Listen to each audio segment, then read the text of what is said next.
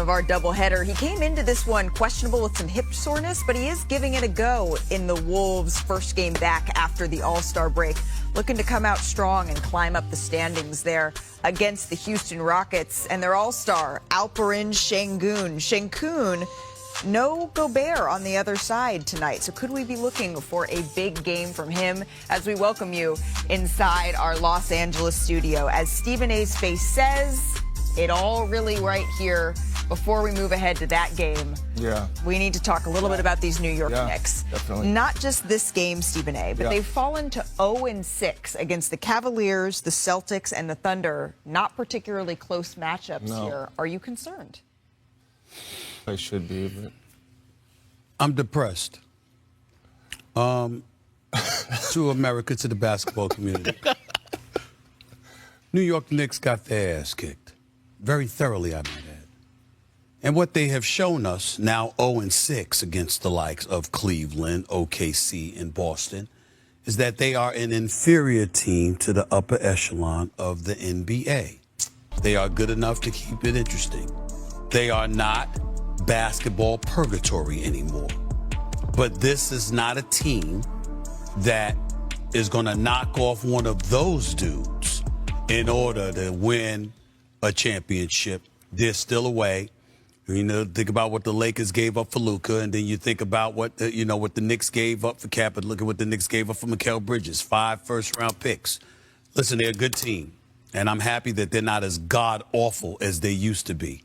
But when I see a butt whipping like I saw tonight, I'm very depressed.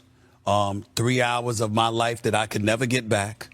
It's just a very, very bad, nauseating feeling right now. And to be honest with you, the Knicks made me want to throw up.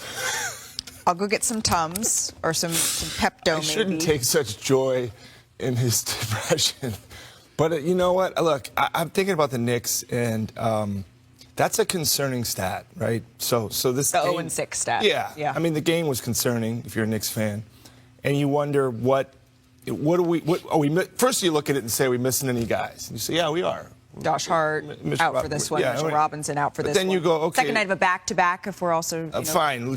But that, to me, that's not enough to overcome a 37-point loss and an 0-6 record. They were down by 40. Yeah, it wasn't. So then you go, okay, so what can change between now and a playoff series? Well, you're going to have a couple of those guys you think back, which matters. Does it matter enough? I'd be very concerned. And if you look at that 0-6, you're saying, well, you're worse than the Celtics and Cavs. Certainly, those are guys who are in your division. Forget about OKC. You won't see them till the finals if you get there. So you're talking about a second round exit again.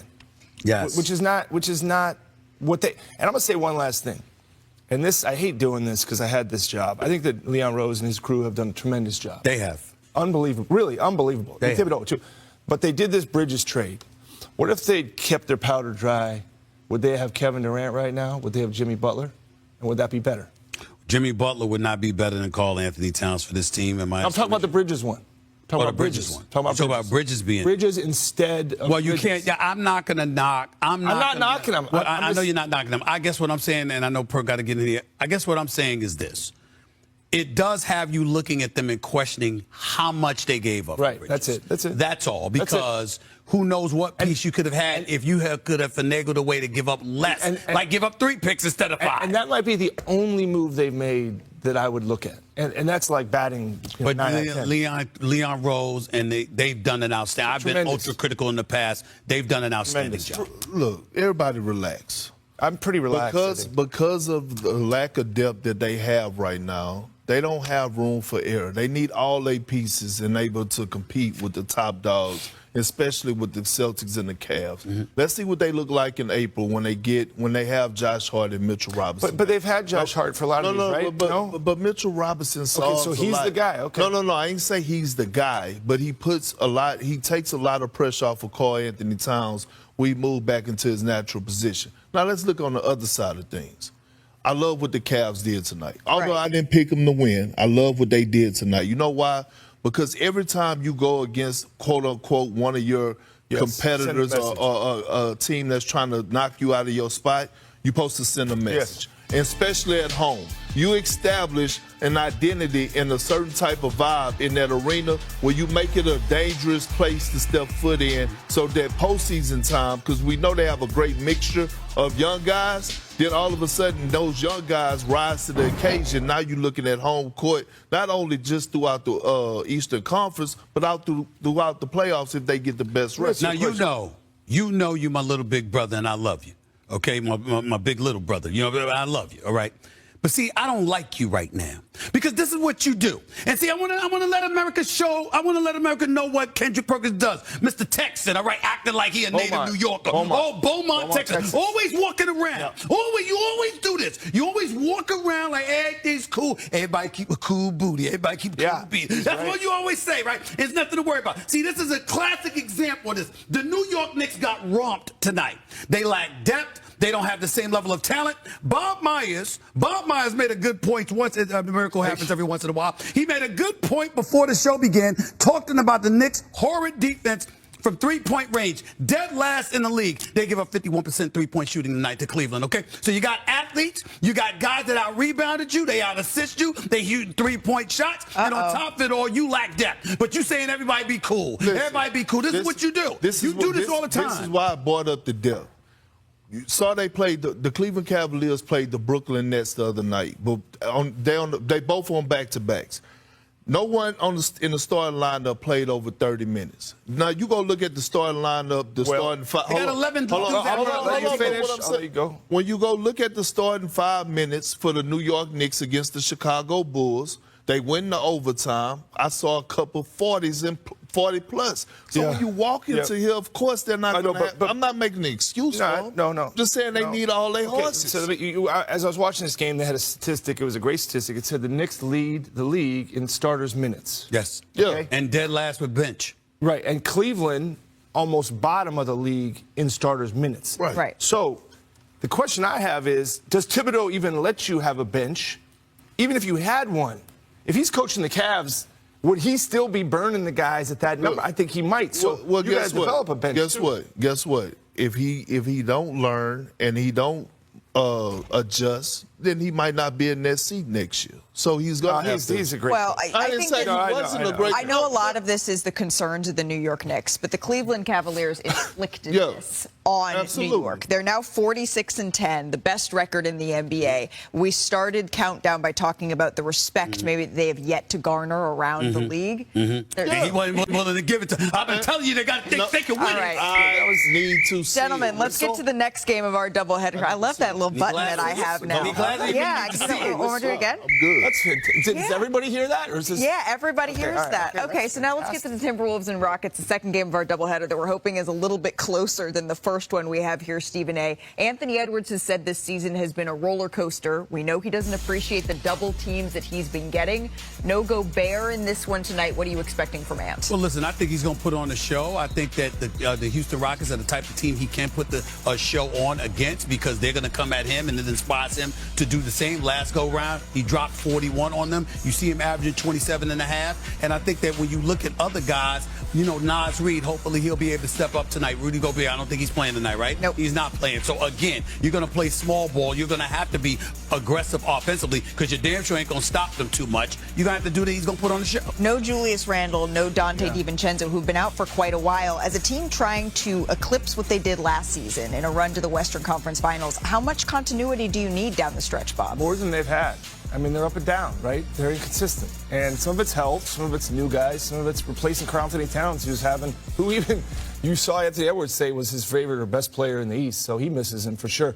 I think this Timberwolves team, I root for Anthony Edwards. You know why? Because he is one of the most magnetic players this league has ever seen. He's a dog. Yeah. I want to see him play in the playoffs. I know I shouldn't be biased, but I'm a fan of basketball, and the way he plays and the way he moves, it's unique, and I root for him.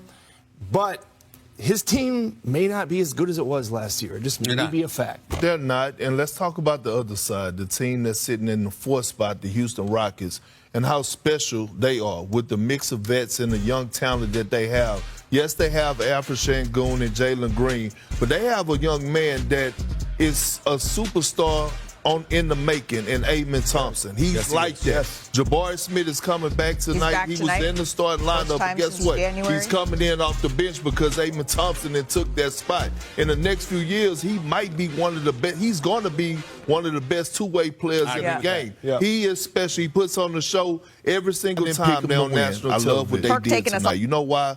Because every time you go against, quote-unquote, one of your competitors or a team that's trying to knock you out of your spot, you're supposed to send a message. And especially at home. You establish an identity and a certain type of vibe in that arena where you make it a dangerous place to step foot in so that postseason time, because we know they have a great mixture of young guys, then all of a sudden those young guys rise to the occasion. Now you're looking at home court, not only just throughout the Eastern Conference, but throughout the playoffs if they get the best rest. Now, you know you're my little big brother, and I love you. Okay, my big little brother. You know, I love you, all right?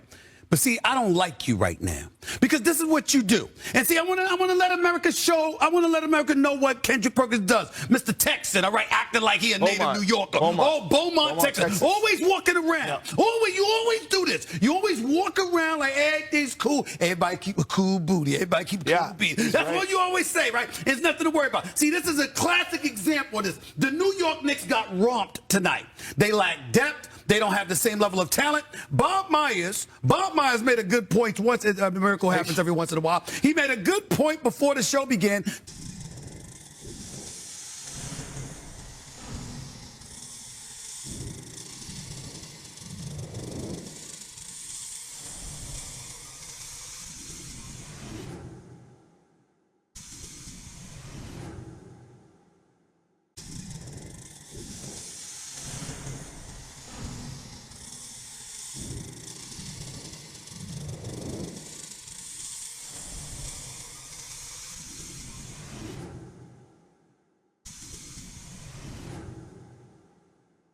In the highly anticipated return from the All-Star break, the Minnesota Timberwolves hit the court looking to make a statement against the Houston Rockets.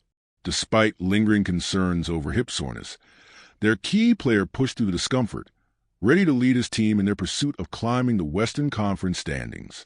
Across the floor, all eyes were on Houston's rising All-Star Alperen Sengun, as he aimed to further solidify his status as one of the most dynamic young big men in the league. With the battle set, the energy in the arena was electric, and the stakes were clear. Momentum needed to be seized. Before diving into that marquee matchup, however, a pressing discussion loomed over the basketball world: the continued struggles of the New York Knicks. It wasn't just about a single loss. The Knicks had fallen to 0-6 against the upper echelon of the league, Boston, Cleveland, and Oklahoma City, failing to compete in any of those contests. The concern wasn't just about talent, but about whether this team was even capable of breaking through. No longer trapped in the abyss of mediocrity, New York had clawed its way to relevance, but there remained a glaring gap between them and legitimate title contention. The numbers tell the story. Down by 40 at one point in their latest debacle, the Knicks lacked the depth, firepower, and defensive discipline to match up with the NBA's elite. Injuries played a part, with Josh Hart and Mitchell Robinson unavailable, but those absences didn't justify the magnitude of the defeat. A 37-point blowout isn't about missing role players. It's about the DNA of a team. And right now, that DNA isn't championship caliber. The roster construction also raises questions. The front office, led by Leon Rose, has done an admirable job resurrecting the franchise. But at what cost? The Bridges trade saw them part with 5 first-round picks, assets that could have been pivotal in securing a true superstar. Would a more patient approach have landed Kevin Durant, Jimmy Butler? And if so, would that have been enough to push the Knicks over the hump? These are the questions haunting the franchise as they stare down the reality of another potential second-round exit. On the other side, the Cleveland Cavaliers sent a message. Every game against a contender is a chance to establish dominance, and they did exactly that.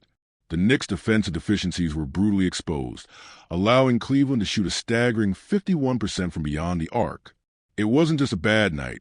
It was a systemic issue. New York leads the league in starters' minutes, but ranks dead last in bench production. It's a formula that's unsustainable, especially under Tom Thibodeau, whose track record suggests an unwillingness to adjust. The question isn't just whether the Knicks can improve before the playoffs. It's whether Thibodeau will even give his bench the chance to develop. Cleveland, meanwhile, continues to prove that their success isn't a fluke. They are now 46-10, owning the best record in the NBA, yet skepticism still lingers. Are they truly built for a deep playoff run? The numbers suggest they are. They defend at a high level, they move the ball effectively, and they've established home court dominance. If they secure the top seed, they won't just be a tough out, they'll be a legitimate title threat. As the discussion shifted back to the second game of the night, the focus turned to Anthony Edwards and the Timberwolves. Edwards has been vocal about his frustrations with double teams. But with Rudy Gobert sidelined, the challenge against Houston became even steeper. The Rockets, sitting in the 4th seed, have embraced a mix of veteran leadership and young, explosive talent. Sengun and Jalen Green headline their attack. But perhaps the most intriguing piece is rookie Amen Thompson. His rise has been undeniable, earning him a starting role despite the return of Jabari Smith Jr. Thompson's two-way potential has Houston believing they have a future superstar in the making. As for Edwards, this was his moment to remind the league why he's one of the most electrifying players in the game. Last time against Houston, he torched them for 41 points, and with the Timberwolves needing every ounce of offensive firepower, another monster performance was required. His ability to take over games is undeniable, but the question remains, is this team as good as they were last season? The answer might not be what Timberwolves fans want to hear. As the season progresses and playoff pictures begin to solidify, the narratives are clear. The Knicks need to prove they belong with the elite. Cleveland is demanding respect, and Houston is quietly building something special. But on this night, all that mattered was the battle on the floor. The stage was set, the lights were bright, and the stakes couldn't have been higher.